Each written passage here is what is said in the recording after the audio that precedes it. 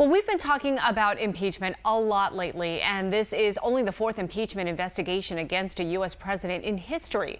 But how does this whole process work? First, the House initiates the hearings, and members oversee the investigation into alleged crimes. This is what's happening right now in President Trump's impeachment inquiry. The House, which is currently held by Democrats, then votes on whether or not to send the process to the Senate, which is held by Republicans. The Senate would then conduct the actual trial and make any potential decisions on guilt. And if the senators were to find the president guilty, then they could remove him from office and even bar him from holding office in the future.